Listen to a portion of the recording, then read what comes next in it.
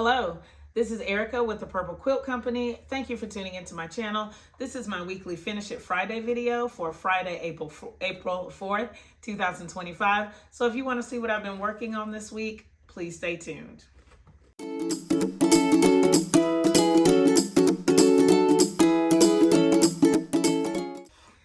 I hope that everybody has had a great week in your sewing, crafting, creative space.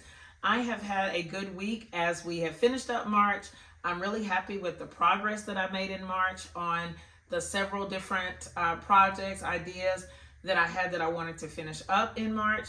I will do like a quick little rundown of everything that I was able to get done. I think I've already done this in a previous video because I made pretty good progress for last month. But I do want to share, did I bring everything over here? I think I did.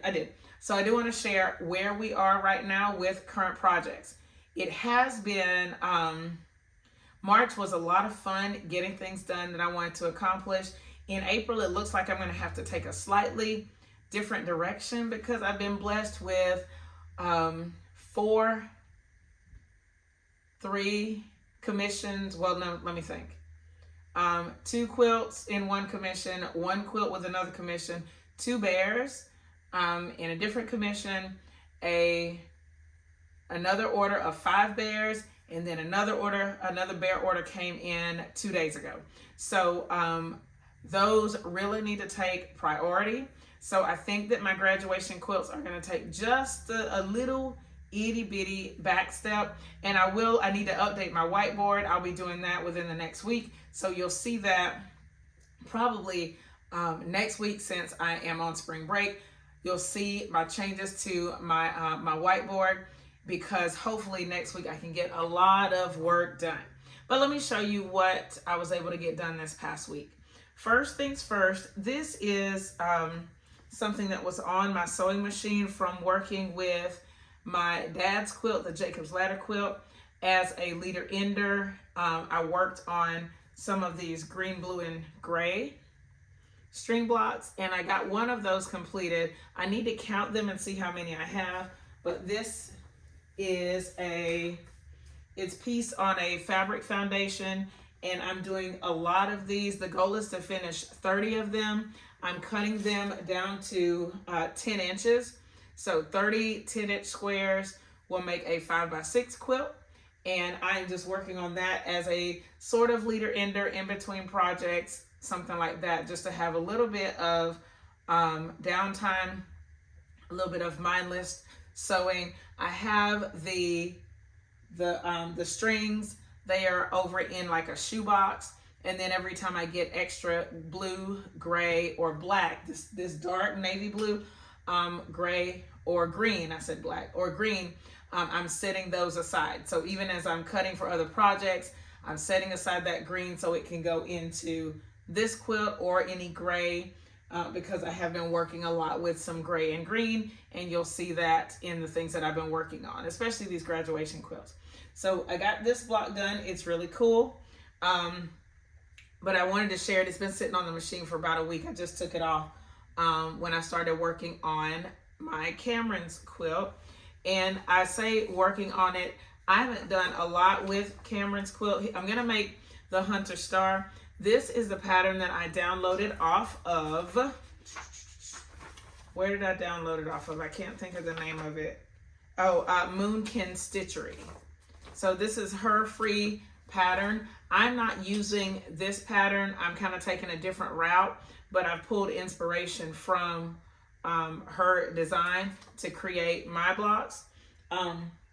What I've done is I made the practice block. You've already seen this block, and I've gone ahead and cut all of my pieces for the rest of the quilt. So I have green and background and black and background for this quilt.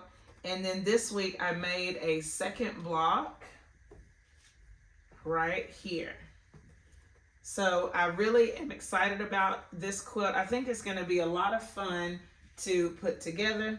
And when I got these blocks, and I kind of, in my head, I was like, well, how am I going to see these stars, and where are the stars? because in my brain, the star was right here. This larger part, the arrow part, was creating the star, but it's really not. The star is actually going to form when I put the blocks together, and it'll be down here. So you can see some little star points here. So when I get when I get one big block together, there'll be a star in the middle of each block. I'm going to do a tutorial on how I'm putting this block together. This is not challenging at all. Anybody could do it, I think. But I want to show you kind of my process for it. Again, not anything too hard.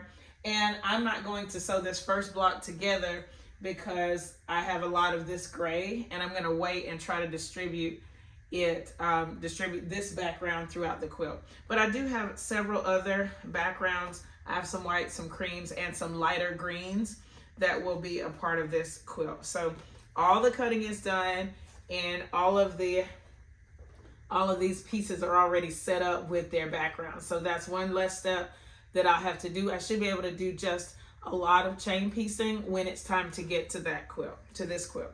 But it'll be slow and go for right now because of the other projects that I have going on.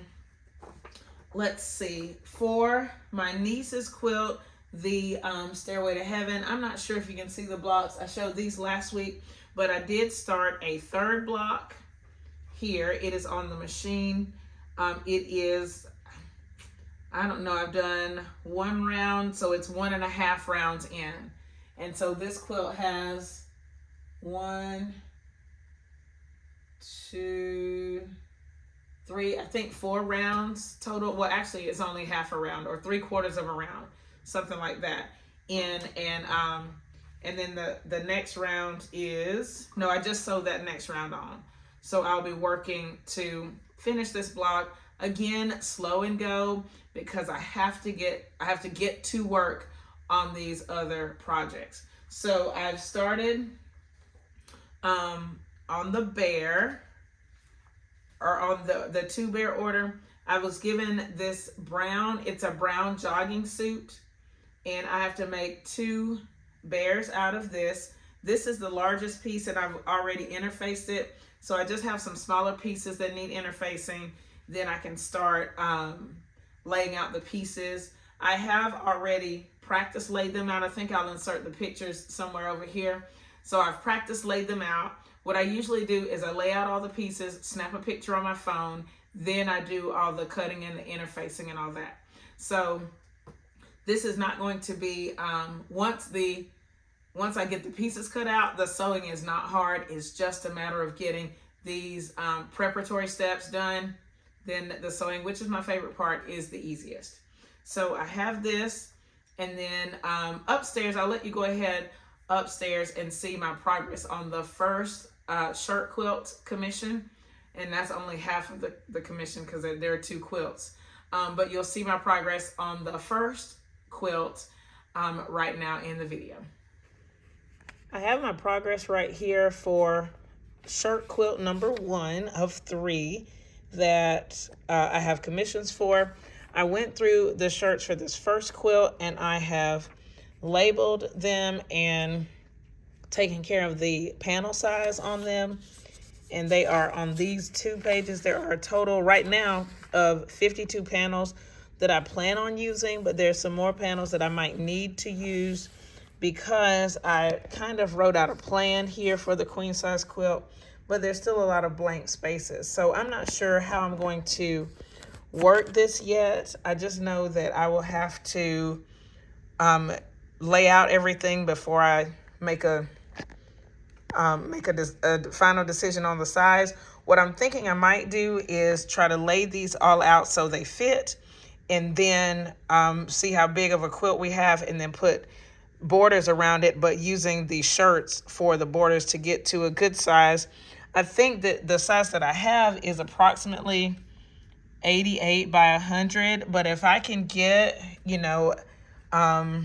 80 by 96, even if I can get it that small, that would be so cool. I just seem to have a lot of blank space here that I would love to fill in. When I labeled the panels on this part, I did only use whole numbers, so I may have a little bit of wiggle room, but I'm just not sure until I lay everything out. And then the other thing that I've done with these panels is I've started to cut the shirts. Everything is cut. For most of the shirts, I just cut them like this. Okay, and then I'm gonna go ahead and work on the interfacing next. I'm gonna cut the interfacing to size, then interface all of these pieces that I've already set aside. So it's all of this that is going to be in the quilt. So far, there may be some other pieces that might make it into the quilt, but we'll see. But what I'm thinking right now is that they will be a border. So I know that over the next week, I'm gonna be hitting this quilt pretty hard, along with some of my other commissions, but this one is quilt number 1 of 3. I have one more thing that I have sort of started, and I won't spend a lot of time on it, I don't think. But since I have this sewing machine up and I was working on my niece's quilt, I pulled some different things. So one thing that I pulled was these batik strips. I got these from EJ's daughter. They are a ton of batik strips, and I talked about these just briefly in another video because I saw them and I was like, I need to do something with them. And they are long and skinny, like if they're 1.5 inches, you know, that would be the widest they are. These are really skinny strips. And so I was trying to think what I might do with these thin strips. And I have a lot of copy paper that I was going to use from school, but I didn't want to have to use long skinny strips on that 8.5 by 11. So I pulled these papers. These are leftover shirt papers that I used for, they're prints for t-shirts, and I use these papers on my rainbow, what did I call it? Rainbow strings quilt. Well, the top, I haven't quilted it yet. And so I pulled these and I wanted to do a smaller block. So I decided that if I cut these papers into quarters, so this paper is 12.5 inches. So if I cut it into 6.25 inches, I can start creating some little string blocks. And I've done this as my leader ender for my niece's quilt block for the Stairway to Heaven because it's a lot of sewing. Until I can get to a place where I can chain piece that block, I will need a leader ender just to help me navigate the sewing without having to take the time to take everything off the machine, yada, yada, yada. So what I'm going to do is, I don't know how many blocks I'm going to make, and this is only a piece of the first block. I'm going to take black strips, and there's some solid black in here. And then on one side, I'm going to do like cool color batiks. And then on the other side, I'm going to do like warm color batiks. So red, orange, yellow here, and then green, blue, purple over here. Not in any particular order, and just as random as I can. So if whatever I pull out, like this one is mostly green, so it would go on the cool side. And then some of them, like this one, of course, is mostly pink, so it would go on the warm side. Here's a purple, it'll go on the cool side. And I'm not sure what all is in here. I just know there's a ton of batiks and a lot of fun color, and I'm excited to see what a lot of these little blocks will look like. Again, no idea what I'll do with them, what they'll turn into, or even how many blocks I want to make. But if I do this as a leader ender, it'll be kind of mindless sewing, fun sewing, and I'll make a lot of pretty blocks. So this is on the list. Again, don't know what it's going to become yet, but just starting it out as a leader ender. Let me think if there's anything else. Next week, I'm going to sew and sew and sew as much as I can. I have a lot to do, and since I will have downtime from work, hopefully I can just bam out a lot of time getting things stitched. So looking forward to next week and seeing what I can get accomplished. Let me know in the comments what you are proud of from this week, what you're looking forward to, what you're excited about. I can't wait to see what you're working on. And another thing, we've had a lot of new subscribers, so thank you so much for subscribing to my channel. Welcome. I hope you can find some inspiration here. If you have any questions about what you've seen in this video, please leave them in the comments below. Thumbs up this video, share it with your friends, and subscribe if you haven't already. Thank you so much for watching, and I'll see you next time. Bye!